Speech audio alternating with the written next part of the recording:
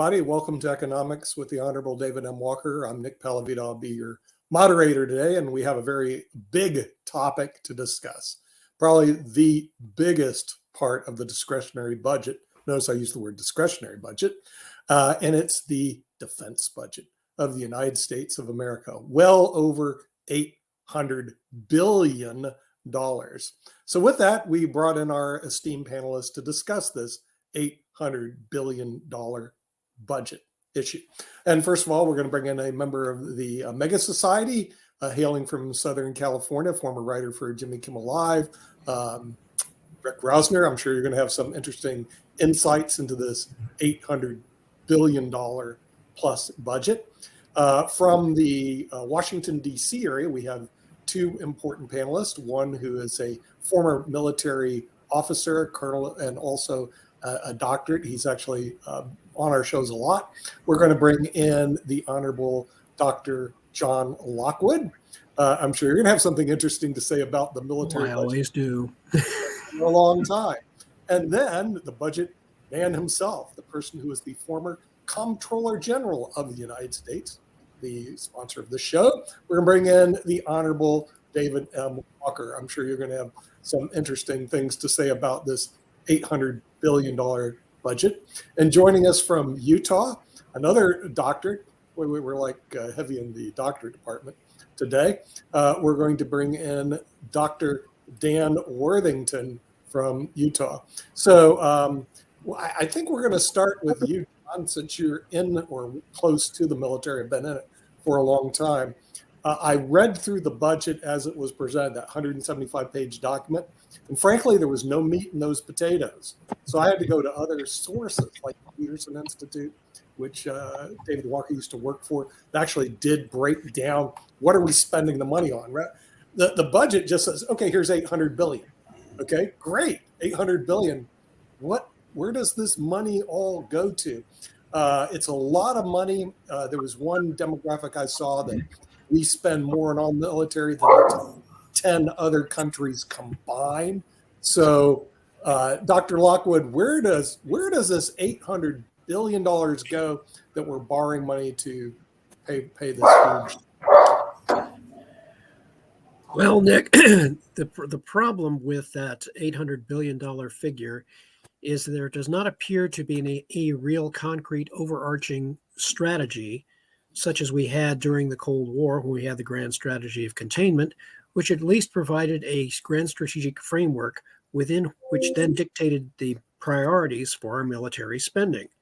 The problem is when you don't have a clear structured foreign policy framework that states the priorities of how we are going to spend all of this money on the military, you end up with a situation where, pretty much more of everything is better, which imposes no upper limit on military spending. That is irrational. And what it does is it leads to essentially a situation where things are out of control and the services are all competing with each other for a bigger and bigger piece of an ever-growing pie, which cannot grow indefinitely. It cannot grow to an infinite degree. And so the whole thing of this, the premise of this discussion is, where do we cut? It's actually asking the wrong question. It should be, what are the true grand strategic priorities of the United States and the West, which dictate an overall strategy for dealing with potential near peer adversaries such as Russia and China and lesser rogue state adversaries. And unless we have that, and we have a clear-cut set of spending priorities, we cannot really begin to address what do we spend all of this money on. By the way, most of which is money we don't really have, because we're spending like we have an unlimited credit card. Mm-hmm. And so it just becomes insane. I'm sure Rick will agree with me on this, that what is that Rick, you certainly address this, is that what is desperately needed is a reprioritization of our strategic priorities in line with a clear-cut foreign policy, which then should dictate how we go about spending our resources. Right. Yeah. let me start at the top. We do have a national security strategy. We do have a national defense strategy, but it has not been rationalized. It needs to be rationalized given the realities of changing alliances in the world, our limitations with regard to finances. We need to better define what is in the critical national security interest of the United States first. Secondly, what is in the critical interest of the United States from a global security standpoint. But quite frankly, we try to do too much, and we need to reprioritize. And there's a number of things I think that, specifically, I think we need to do below that as to how we can get more with less. Because I do think that the Pentagon has become a bloated bureaucracy. I think a number of our current platforms do not make sense for the likely future fight. I think the current all-volunteer force and the compensation policies associated with it are not sustainable over the long term. I think we need to revise our acquisition and contracting practices, and I'm happy to get into the details in each of these. I'm just giving you kind of a headline right now. And frankly, I think one of the things that we need to consider in this country is mandatory national service, mandatory national public service, of which the military would be an option, but not the only option. So those are just a few thoughts right off the top, and we can drill down. But I know Rick's got his hand up. So the best way to cut the military budget is to not be at war. Right now, we're spending about 3.4% of the GDP, I think, on military. During times of war, it goes as high as 8%. So here's some other numbers. The U.S. has about 750 foreign military bases in 80 countries around the world, with 173,000 troops deployed in 159 countries. Trump tried to pull us back from a lot of that, but Trump is America's worst businessman. He went bankrupt. You take a look at some of the stuff Trump wanted to do and maybe do the opposite. Well, I do think that we need to rationalize our force structure. We need to rationalize our footprint.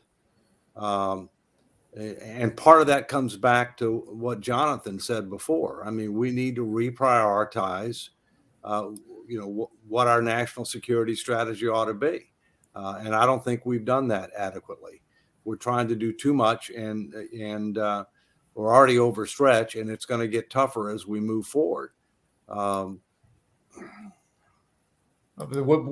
we pull back, other countries, particularly China, step in. Under Trump, we stopped trying to be the world's friend as much, and then China stepped in with its vast resources and started increased. I could be wrong about anything I'm saying here, but that they reached out with much more aid to other countries. Well, first, let's understand that China has a strategic plan and we don't. China has a strategic plan designed to promote their economic, diplomatic, military, and cultural capabilities. The big part of that strategic plan is the so-called Belt and Road Initiative. And they are out there aggressively trying to do that, not just in their region, but in Africa, in South America, and other parts of the world. We don't have such a plan, which is one of the fundamental problems. The other thing is that, we have alliances, but those alliances don't always live up to their obligation. One example is NATO. We do way more than our fair share with regard to NATO. We're doing more than our fair share with regard to Ukraine. And yet now we've got a situation, in Israel where we're going to step up. But that is another resource drain as well. Dave, just out of curiosity, because I know that there's been conversation, I'm actually going to switch to a different part of the world and everything, about the use of our military in Central and Latin America? I know that there have been some campaign folks that have brought that up on the Republican side and all along those lines. And I know that there is definitely a concern about the drugs that are coming in, whether it's fentanyl or whether it's some of the more illicit drugs from those countries and everything. But is that a realistic approach, and won't that also drain our military forces should we choose to do that? Because I want to say that both Nikki Haley and Vivek have brought that up as a subject matter within their Republican platforms and all along those lines. So I'm just wondering your thoughts, because Latin America is a very that's literally in our backyard. Some of these other countries, whether it's Africa or even the Middle East, are further away. Not saying that they aren't of interest, because they are of very vital interest in everything, but there is things that are happening literally in our backyard. And I was just wondering, do we need to have those governments handle their own problems and help them in that process, or is this military option a viable option? Well, let me mention something, and then I know James had his hand up, so we can go to him next. Look, I think the issue that you're talking about, Mark, deals with the drug cartels in Mexico and their activities associated with human smuggling and with drug smuggling. In my personal opinion, that is a public health and a national security threat. No ifs, ands, or buts. Anybody who says that the border is secure is lying. It's nowhere close to being secure. You have a difficult situation for the Mexican government because the drug cartels are very wealthy and very powerful, and they are also ruthless. In my personal opinion, they should be declared to be terrorist organizations. In my personal opinion, we should work with Mexico to try to take them out. And if Mexico will not do it, and we can provide support with intelligence and a variety of other things, then I think we should be prepared to do it. That is a clear national security and public health threat for the United States that I think is a clear and present danger. But that's different than the rest of Latin America. I mean, for the most part, we don't have the same type of issues with regard to the rest of Latin America. And of course, we've long had something called the Monroe Doctrine, where we want foreign powers to be able to keep their hands off of countries that are in our hemisphere to varying degrees of success, as evidenced by the blockade of Cuba in 1963. That the Russians, were where we confronted the Russians and ultimately were successful in that regard. But I know James has had his hand up for a while. So thank you, Dave.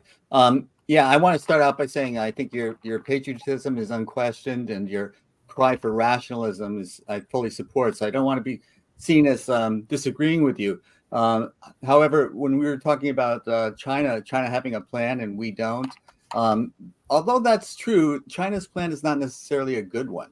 And that also the difference is with whether we're talking about military and defense expenditures, or are we talking about economics? And I think, for example, if there's rare earths in Africa and China's all over that, and the U.S. is lagging behind that kind of stuff, that's a problem. But I see that as an economic problem, and something different than what we were talking about is how do we rein in our military spending?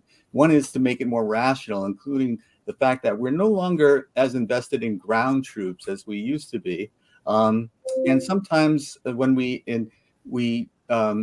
advance our military's capability to make more sophisticated weaponry, which is required in today's world, we make obsolete some other things. And what we still employ people in the military to maintain and to support those and to train on those obsolete things. So my thinking is that we don't need as much as a ground force, and maybe we don't need as many people active, and maybe we should be making more and more of these people reserves and increasing the reserve capacity of these people. Let them go back into the economy, do things that might benefit society in other ways, and be on call in case there is an emergency. But they continue to invest in today's world, which is long range. There's no heroism in today's wars. It's not face to face. You don't see your enemy's eyes. This is the kind of stuff that we're going to be building in the future. And we need ships to be able to move them around. We need Air Force. We need long range missiles. But we don't need the traditional ground force as much as we used to.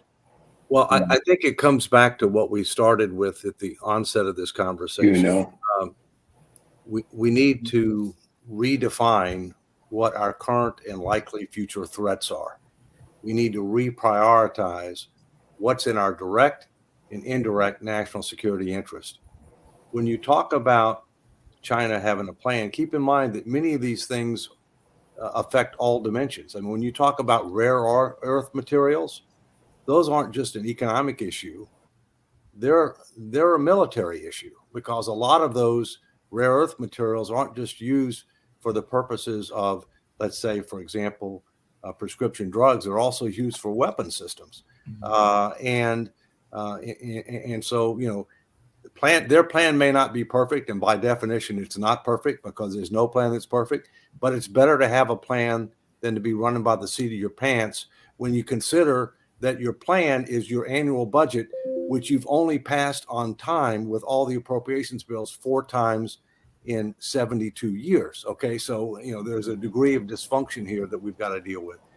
I do think, coming back real quick, that we need to relook at our strategy.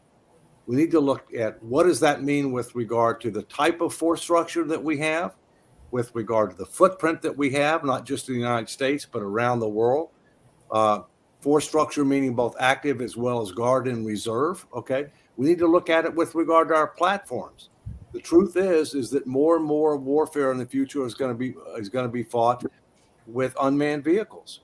We now have total visibility of the battlefield, except for underwater.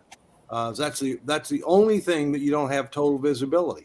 We have a number of platforms that we've spent a tremendous amount of money on that we're very proud of. For example, aircraft carriers. But in today's warfare situation, there's another word for them. It's called targets. And so we need to really step back and not just focus on what we've had and what we have, but what we need and how we transition to that as we go forward. And Dave, I agree with you, particularly on it. We're very proud of our aircraft carriers, yes, and they in turn provide a center of gravity, which in turn become a set of targets. Also, we have a U.S. Space Force, but which, again, good idea in concept, but the U.S. Space Force, according to open sources, consists of 80 satellites, no space fleet. But what Russia and China do not consider that a space force. They consider that a set of 80 targets, which need to be disrupted or exploited with their own counter space capabilities. That becomes another consideration in how we restructure. And so we have to look at, if we cut back on certain services, do we then build up the U.S. Space Force by giving it a space fleet, a manned space fleet, which could perform a number of planetary defense missions as well as national security missions for the U.S. and NATO? Where would you get the space fleet? You buy it from SpaceX, is the short answer. And you could then use that as a new source for what I would call a strategy of asymmetric response, or as the Russians would call it, strategia asymmetricheskaya reagирования.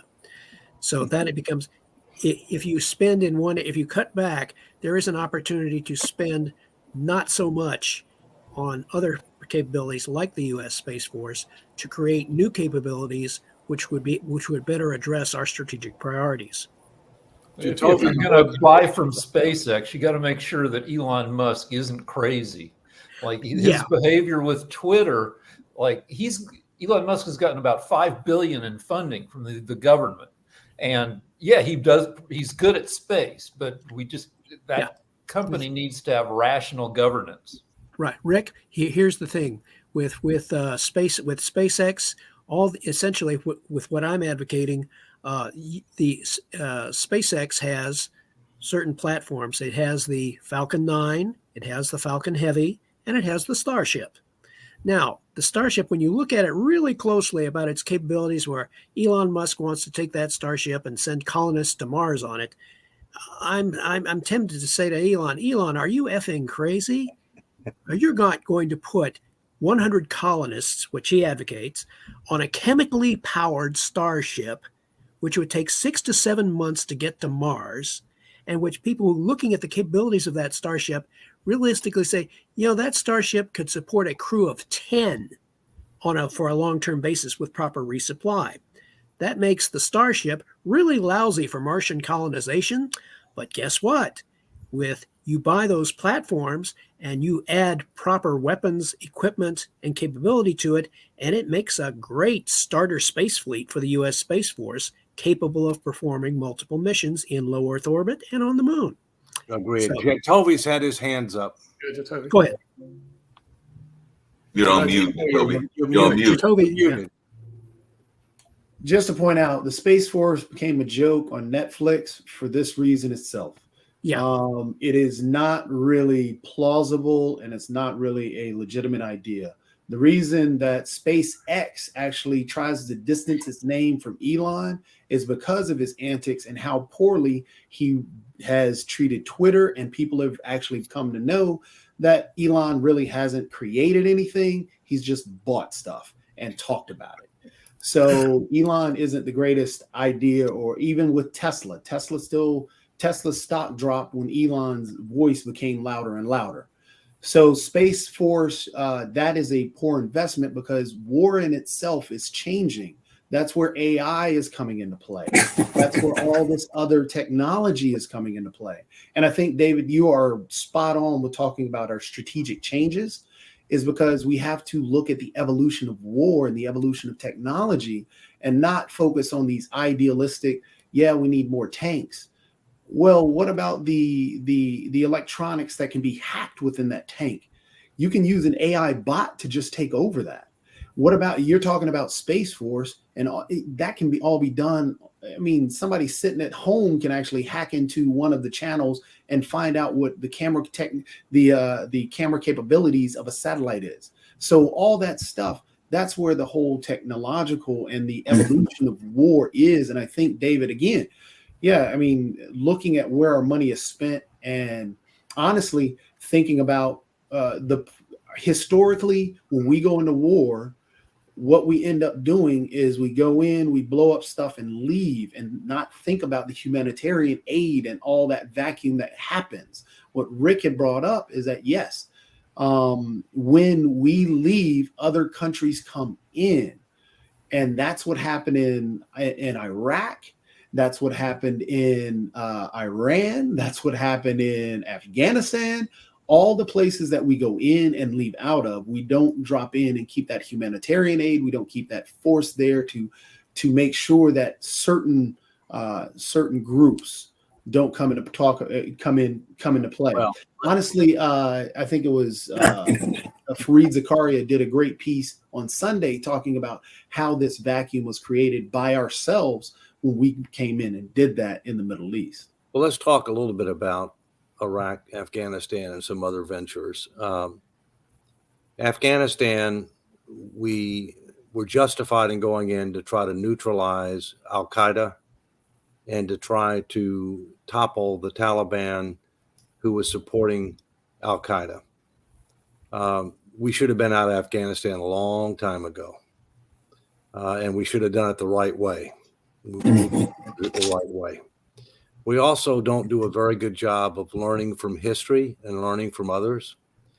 Afghanistan has been a problem for a number of major powers over time. It was even a problem for Genghis Khan. It was a problem for the British. It was a problem for the Russians. Quite frankly, who the hell do we think we are to be able to go into Afghanistan, which is basically a bunch of tribes? It is not a cohesive country, and think that we're going to convert it to a modern democracy. It was totally ridiculous. Let's transition to Iraq. Our son fought in Iraq as a Marine Corps officer. Unfortunately, he's fine, mentally and physically. but we went into Iraq under false pretenses. We went into Iraq saying that they were allied with Al Qaeda and that they were harboring lots of weapons of mass destruction. It turns out that neither was true. And yet one of our objectives was to topple the government. I'm talking about a legitimate government, not a good government, but a legitimate government, unlike the Taliban. Okay. And yet we didn't declare a war. So the purpose was to topple the government and to defeat a country, and yet we didn't declare a war, and we eliminated a bad guy, Saddam Hussein, no question. There's a lot of bad people in the world, but we eliminated one of them. But when we did that, we left a vacuum, because Saddam Hussein, as bad as he was a check and balance on Iran. Yeah. The elimination of the check and balance on Iran, we now created another vacuum, if you will. So again, I come back to say we need to step back and we need to focus on what are our current and future threats. What are things that are a direct national security interest of the United States? What are the things that are indirect? What are the relative priorities? When should we commit forces and not commit forces? This is just very fundamental. Okay. But I'm happy to get into some specifics about what are some of the things that I think we need to do to deal with the budget. But it starts with strategy. Exactly right. Yeah. Without a strategy, you have no clearly definable upper limit. That's the whole problem. Right. Yeah. Without a plan, you're going nowhere fast. Speaking of plans and strategy and everything, go ahead. Yeah. I was going to say there was 2 Iraq wars. The first one, Desert Storm. Yeah. That had a mission, and that was also, we had allies, and once we accomplished, and believe it or not, James, we made money on that war. That's not something we want to do as a line of business, but we did. And so it's not just outright failure, but yes, we were lied to. I think Dick Cheney, the second Bush president's ear was just turned by people that were telling him what they wanted him to believe, and he ended up believing it and then presenting it to the public. I think Colin Powell, who's a hero, was lied to and then got on camera and lied, and I think his career was forever ruined because he was an epitome of honesty in the military leadership, and now people couldn't trust him after that. So, we had these examples, but there was also The Ugly American was written back in the 50s when we were in Southeast Asia, and we didn't understand the cultures that we were in, and we made a mess of things. So, we went into Afghanistan. Of course, that was crazy to think that we can nation build there. We armed and trained the Afghan army for 20 years. And as soon as we got out, they laid down their arms and let the Taliban walk in. And if they were like the Ukraine fighters and stood up to them, they wouldn't have gotten an inch closer. But they weren't, because the Taliban were the Afghans.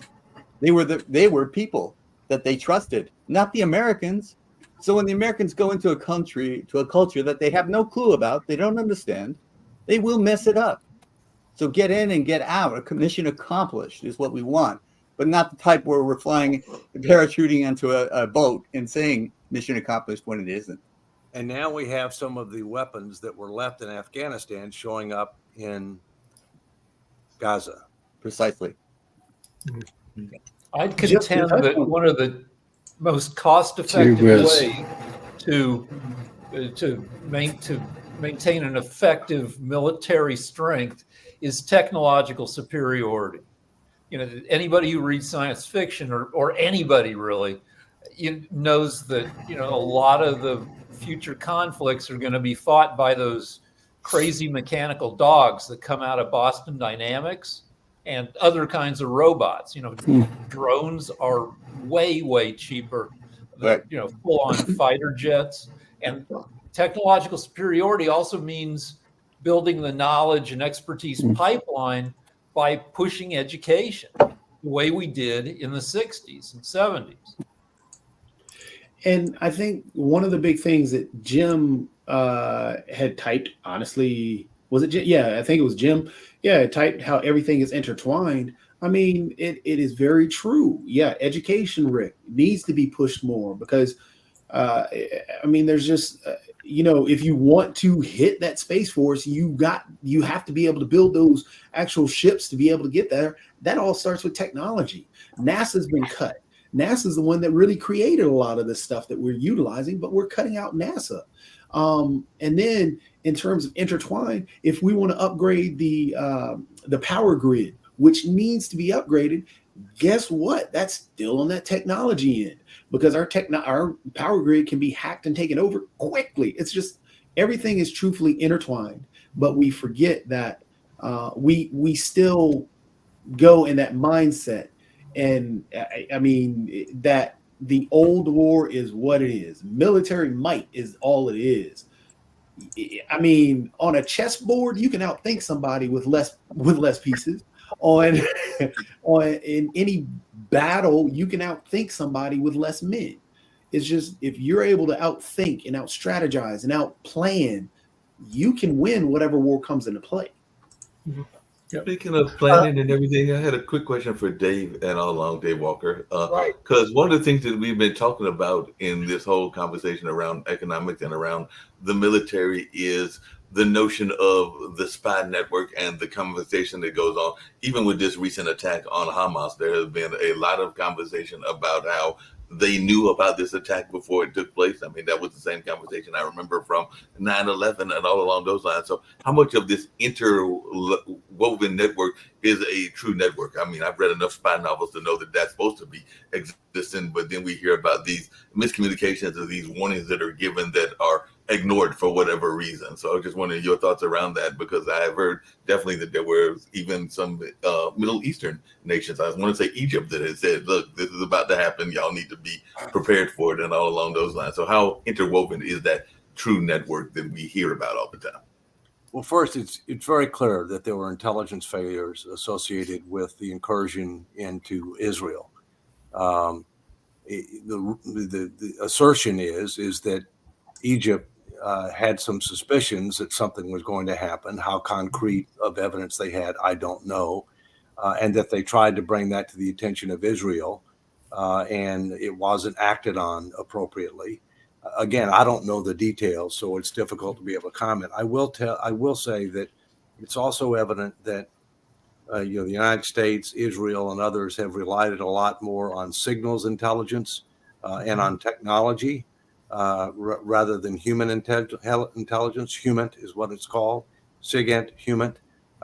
And in this particular case, what happened was Hamas took advantage of that. They went low tech. They went exactly the opposite. There were only very few people in Hamas that even knew what was going on.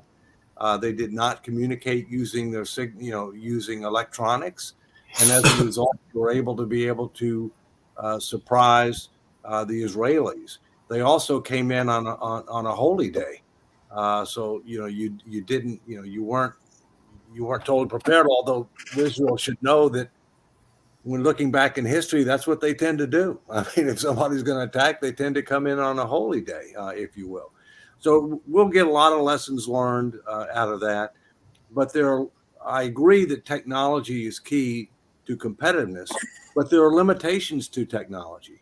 And technology is not always the answer to every situation. Let me, if I can, go back to some of the things that when I did the 10 million a minute tour in 2012 to 27 states, 10,000 miles, and engaged with the American people around the country, some of the things that we talked about and that the public agreed to with 80+% support of the kinds of things that we need to do with regard to defense. I'll come back to where we started. We need a strategy that is based upon current and future threats. All right. We also need to make sure that when we're planning our requirements, you have to consider cost. Right now, they don't have to consider cost. Here's what we need. Don't worry about the cost. Okay. We need to recognize that the so-called tail, which is overhead and support, has grown much faster than the tooth. In fact, the tooth, which is warfighting capability, has shrunk, and the tail has grown multiple times. And so we need to cut the tail so we can sharpen the teeth. And to do that, we're going to need a BRAC type approach to deal with the bureaucracy.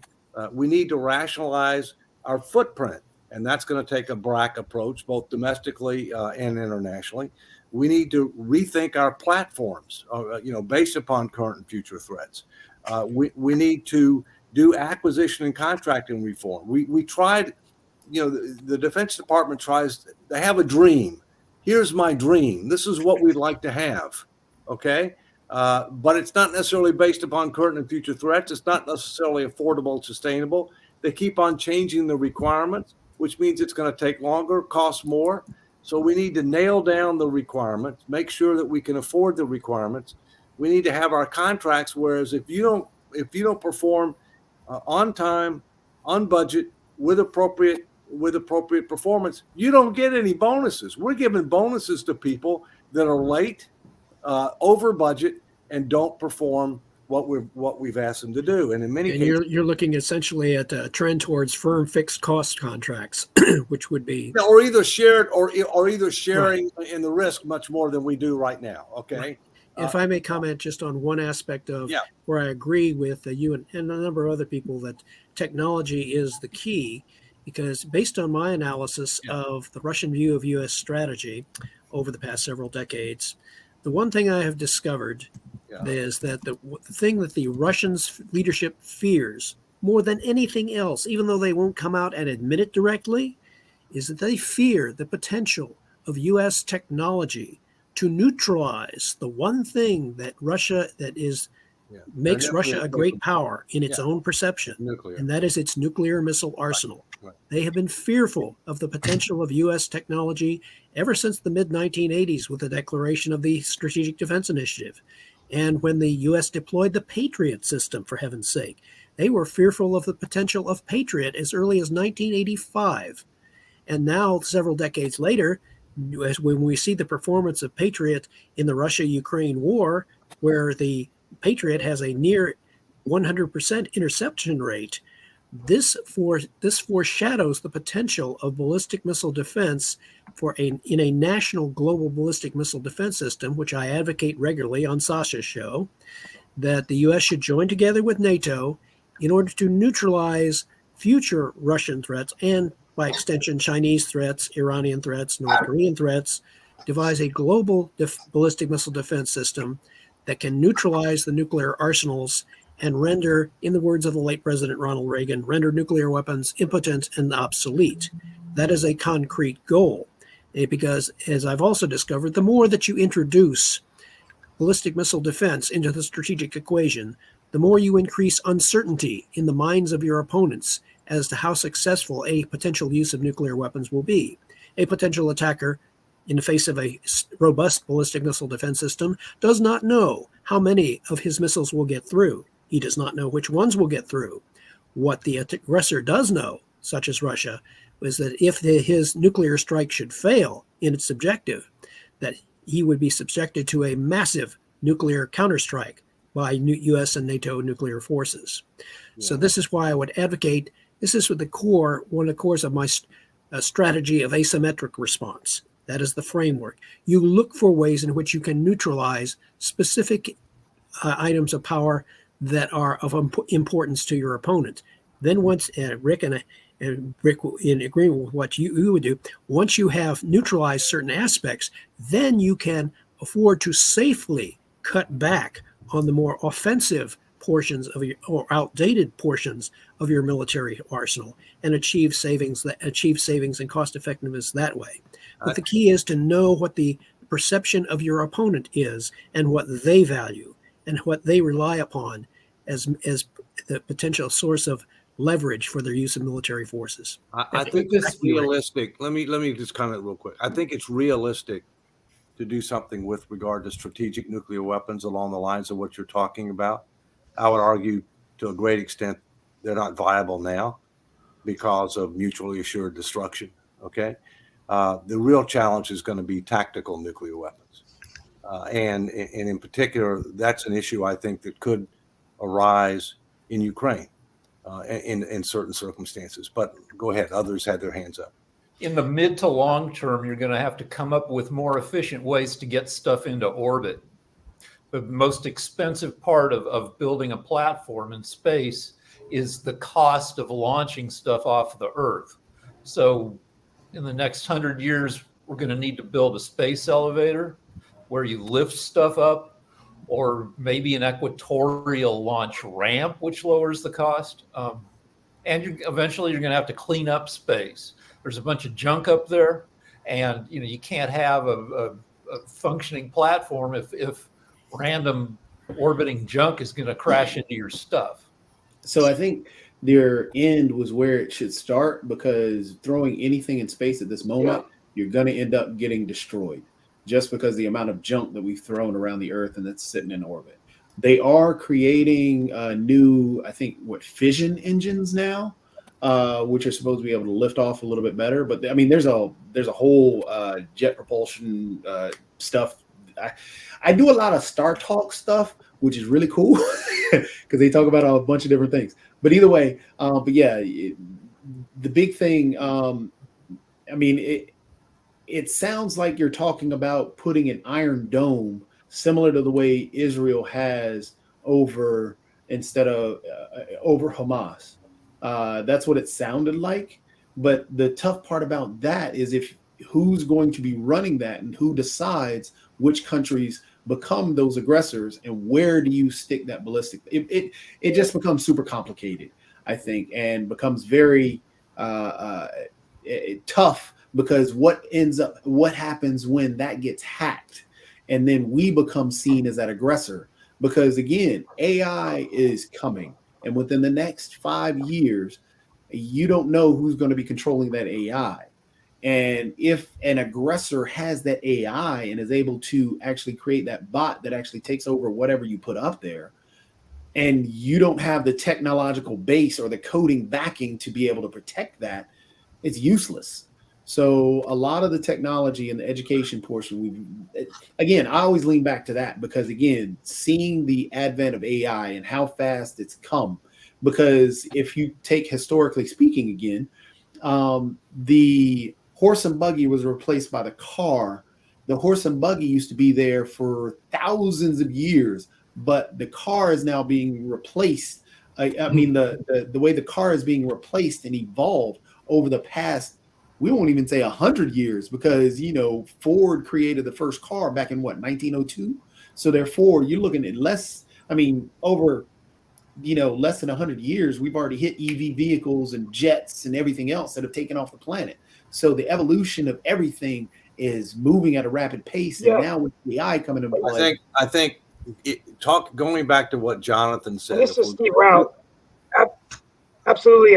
I just was listening today. I always love to listen to Dave Walker, but I recently was at a DOT conference last week on advanced mobility, all talking about drones and maritime technologies. And we often think of transit and transportation with roads, but there's a lot of innovation occurring in the space.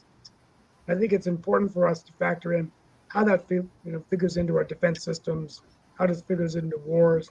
I think that I know Dave Walker has written a book called, Will America Be a Superpower? But I think the one thing I will say is that I think today we become a dysfunctional superpower. I mean, we don't have a Speaker of the House. We're in the middle of 2 wars. I think our foreign policy is a little bit, people are very confused right now what this is all going to mean. And in Raleigh, just yesterday, there was huge protests, peaceful protests from the Palestinian community. So, I find that to be kind of, I have to treat it with kid gloves as a political leader as well, because we want to also know that, there's innocent civilians from Palestine dying. And this war, this dispute's been going on since World War I. And it's surfaced again. And I think that it's just a really tough situation. And hopefully we can, but we can't even fund a war now because we don't have a speaker. Yeah. We don't have a Congress. There's no question that we're dysfunctional now, and our current situation is an embarrassment, quite frankly. And I think it's primarily the Republicans, but not exclusively. I think the Democrats could have helped. They didn't, and they didn't. Right? So it's just just another example of partisanship on both sides. But let me mention one thing. I think what Jonathan was talking about with regard to some type of defensive mechanism, the most effective way to deal with that is either from space or to forward deploy those to the countries that you're close to, the countries you're concerned about potentially using their weapons, rather than trying to decentralize and deploy them all around the world. Yeah, that is correct, David. Right. Essentially, with a global ballistic missile defense system, which would be operated essentially by the U.S. and its NATO allies, what you are doing is you are using that to selectively protect certain priority targets and be able to prevent countries like Russia or Iran, for that matter, China. or China, yes, for those with nuclear arsenals who are attempting to use their nuclear arsenals as their means of political leverage to be able to use their military power more effectively. Once you neutralize the nuclear arsenals, you have removed a major component asymmetrically. It's a no-kill strategy. That's the beautiful part of it. So, Ballistic missile defense systems do not kill anyone. They destroy leverage.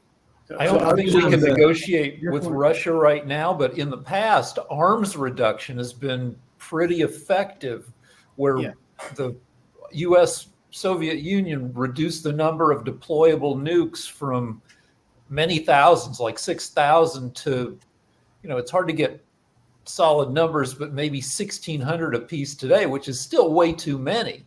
Yeah, you can still ruin your day. Right, but if someday a non-crazy person is running Russia, we can negotiate with that person and reduce the number further. So the issue, I think this becomes a geopolitical issue where people, so for example, what's happening in Israel, and how you have you have a lot of the Arab nations upset at the way Israel is handling the Palestinian individuals. So because they're seeing them being ethnically cleansed, and they're seeing them being moved out of where they are. There's also the UN I think it was the UN or somebody had pointed out that telling 1.1 million people to move is tantamount to a war crime.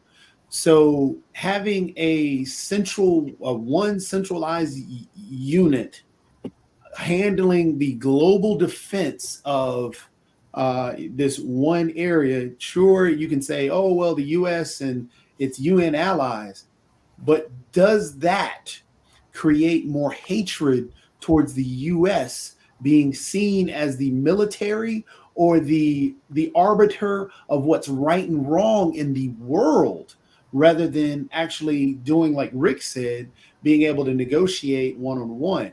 I understand That's the way it's always going to be, Toby. That's the way it's always going to be. I was just going to finish this comment real quick, and I'll let you go. Because currently, the negotiations where we were able to do the reduction, yes, it helped. When we actually had the Iran deal in there, it helped some. So the personal negotiations there. But would we then be seen as, hey, we're holding a gun to you to accept our deal on our terms, rather than negotiations being on equal playing field?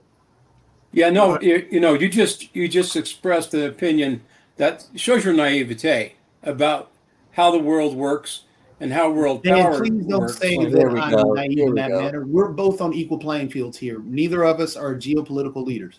But I have a lot more. I have a lot more experience and understanding about how the world works. You don't know my experience, and you don't know my understanding. So, all right, guys, let's get to the point. Yeah. Come on. The point is that there's so many issues to consider here. I don't think that the technological advancements alone are the answer, and here's the reason. At a moment's blink, our technological superiority could be taken out by EMP. Our country could be blind. Many of our systems are not hardened. Our whole dependence on a new electric strategy, electric vehicles, and all that runs right into that whole strategy.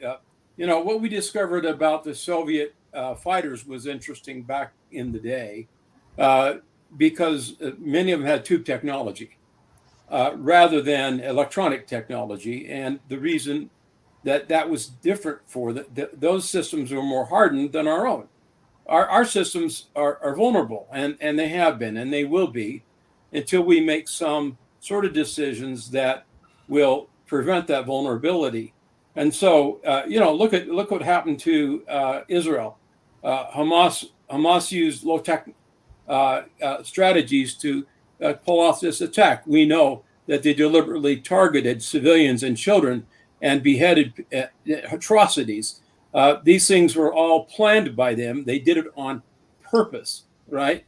And for whatever reason, I mean, it's like stupid. Why don't we do this? And then it's going to. And so the people that are being asked to flee Gaza right now, it's not because they want to dislocate them. They don't want to bomb the hell out of them. They don't want them to die. And when they go in to destroy Hamas, which deserves to be destroyed, they've declared war on an independent country. They deserve to have to pay the price of having declared that war.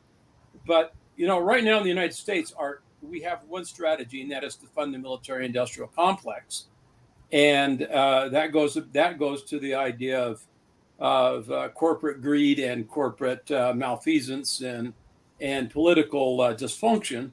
And I think that's the biggest problem with our military-industrial complex and the funding mechanisms, K Street, other things, and the corruption that goes with it. It's just endemic of our whole political system right now.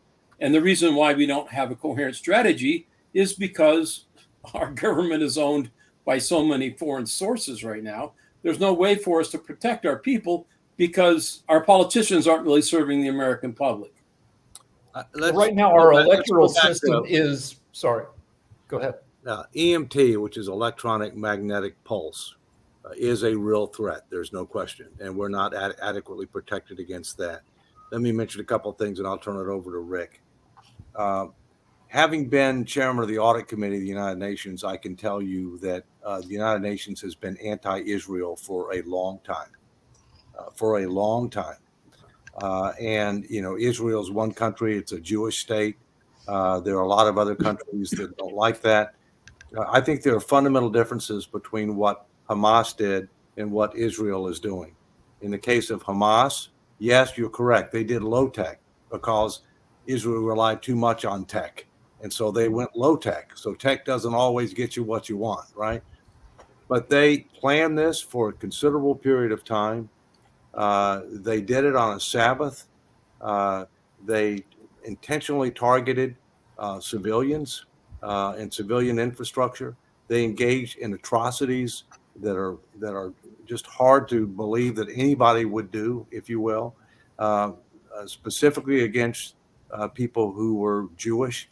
And now what's happening is, in my personal view, the response needs to be two things: neutralize Hamas and penalize Iran. Yep. On the neutralizing Hamas, you have to keep in mind that we there were times that we had to end up using war strategies that we were uncomfortable with. And probably the biggest notable example was Hiroshima and Nagasaki, where we dropped leaflets and said, get out. All right. And we did that because we don't want to intentionally target civilians or innocent people. Israel's trying to do the same thing. Hamas tries to use civilians as human shields. And so what they're trying to do is to say, get out, because we're going to do what we have to do to neutralize Hamas. And let's just hope that this thing doesn't end up spreading to where Hezbollah comes in from the north, and that we may have to get more actively engaged than otherwise we are right now. And let's also remember what the Bible says, that Armageddon starts in the Middle East. Now, let's hope we never see that. Hamas is only about 1% of the population That's right. of Gaza. Yeah. I mean, plenty of people, half of the population sympathize and supports Hamas, but the actual fighters are not. That's about 10, 20,000 people out of 2 million. It's 100,000. impossible to, I mean, Hamas should be made illegal the way Germany made Nazism illegal after World War II with, and the U.S. occupiers. And Israel's never really done an occupation correctly the way we occupied Germany and Japan, rebuilding. Right now is the stick phase, beating the heck out of Gaza. But then there's the carrot phase where the world would be very willing to throw a ton of money at Gaza to make it nice if that would help guarantee that Gazans wouldn't do periodic massacres. I understand. Let me mention, Well, the tough not, part is- not all Palestinians are Hamas. Obviously, it's a very small subset of that. But let me remind you what the United States and the Allies did during World War II. We flattened certain cities. Yep. Flattened them, including with firebombing, including most example Dresden. So, Yep. I think you got to learn from history. You got to learn from others. I think they need to neutralize Hamas, and we need to penalize Iran. And with Well, that, we're David, going to wait till next week because we're out of time, but we want to thank our panelists and the Honorable David M. Walker. Our discussion on the economic budget of the Defense Department, of course, moving into the wars in Israel or conflicts in Israel and Ukraine. We'll see you next week on economics. Till then, have a good week. Take care.